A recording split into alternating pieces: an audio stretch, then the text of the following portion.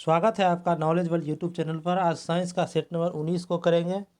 था जो भी दोस्त इस वीडियो पर नए हैं तो वो चैनल को सब्सक्राइब कर लें और इस वीडियो का जो है पीडीएफ हमारे टेलीग्राम चैनल पर अपलोड कर दिया गया है और टेलीग्राम चैनल का लिंक जो है इस वीडियो के डिस्क्रिप्शन में दे दिया गया है। चलिए आज का पहला प्रश्न को देखते हैं। पहला प्रश्न है कि सेल्सियस एवं फ़ारेनहाइट स्केलों पर किस तापमान पर एक समान पठन दर्शाता है। तो सेल्सियस और फ़ारेनहाइट पर जो है -40 डिग्री पर समान पठन दर्शाता है। इसका सही उत्तर ऑप्शन नंबर सी हो गया। देखिए अगला प्रश्न है कि घन वस्तु में ऊष्मा का चालन की दर डैश पर निर्भर नहीं करता है। घन वस्तु मतलब हुआ कि जितना सघन वस्तु हुआ, तो सघन वस्तु पर जो है या ठोस वस्तु कह सकते हैं, उसमें ऊष्मा की चालन की दर किस पर निर्भर नहीं करता है, तो वो घर्षण पर निर्भर नहीं करता है।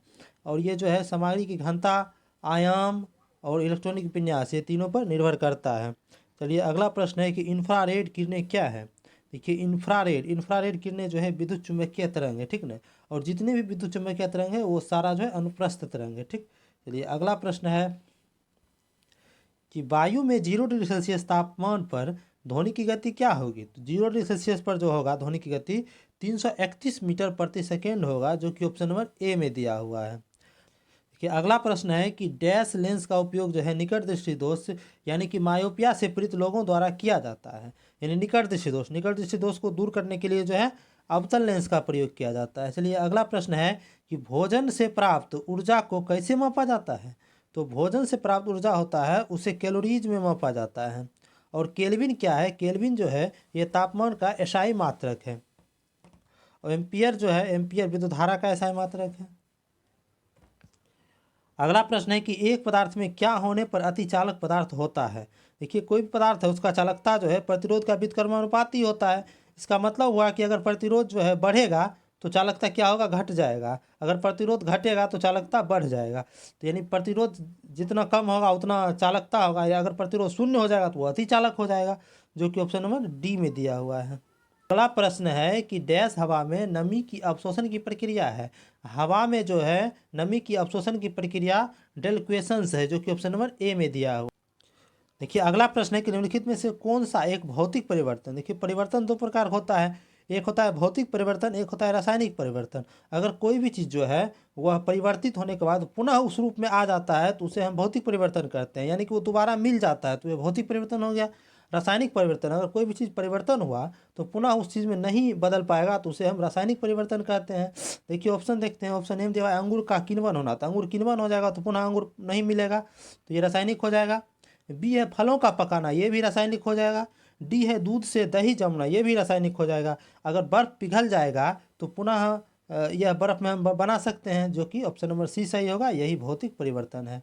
ये अगला प्रश्न है कि CaO का सूत्र इकाई द्रव्यमान क्या है। CaO का सूत्र इकाई द्रव्यमान क्या होगा। देखिए Ca का होता है 20-40, यानी Ca का द्रव्यमान होता है 40, और ऑक्सीजन का 8 दूनी 16, यानी 16 द्रव्यमान होगा ऑक्सीजन का। तो कितना हो जाएगा जोड़ने के बाद 56 जो है इसे यू में व्यक्त किया जाता है, जो कि ऑप्शन नंबर बी में दिया हुआ है।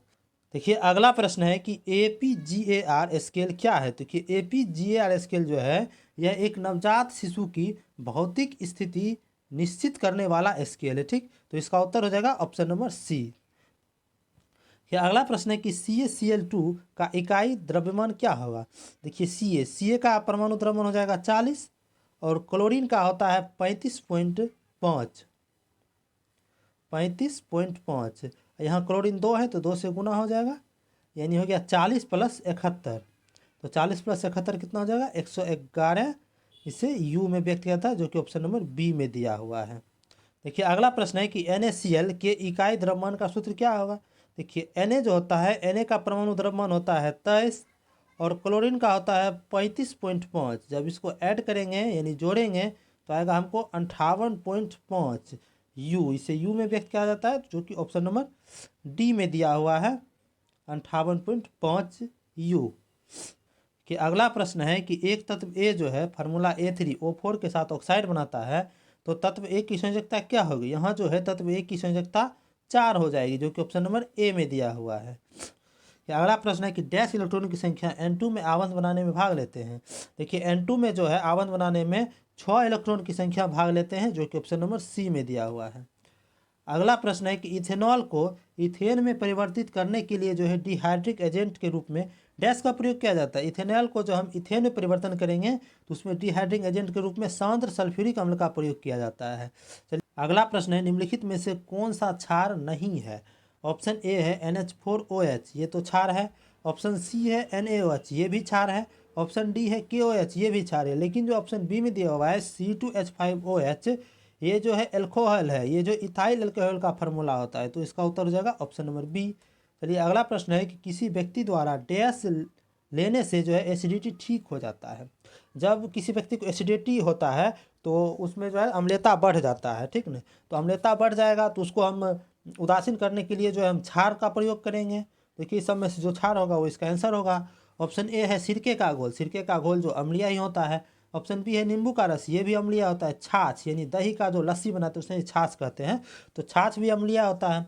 ऑप्शन डी है बेकिंग सोडा का घोल, ये क्षारीय होता है। तो इसका उत्तर हो जाएगा option number D, baking soda का घोल। चलिए अगला प्रश्न है कि किस स्थिति में एक अविलंब किरण, आपतित किरण और अपरावर्तित किरणें सभी एक ही सतह पर होती है? तो वह किस स्थिति में होती है?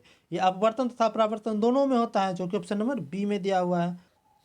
ये अगला प्रश्न है कि डैश कंप्यूटर में प्रोसेसिंग समय न्यूनतम होती है? तो इसका उत्तर हो जाएगा option number D, 64 bit computer में। चलिए ये आज का अंतिम प्रश्न था। जो भी दोस्त चैनल पर नए हैं वो चैनल को सब्सक्राइब कर लें, और इसका PDF जो है हमारे टेलीग्राम चैनल पर अपलोड कर दिया गया है, जिसका लिंक इस वीडियो के डिस्क्रिप्शन में दे दिया गया है।